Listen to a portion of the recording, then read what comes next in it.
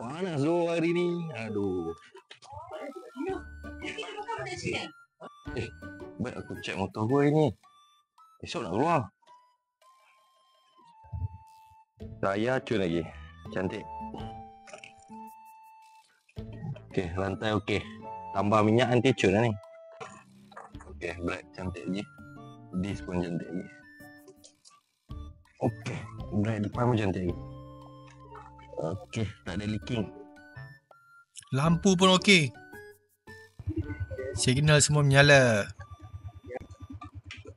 Belakang ons. Motor-motor ni, aduh. Dicuci je lah.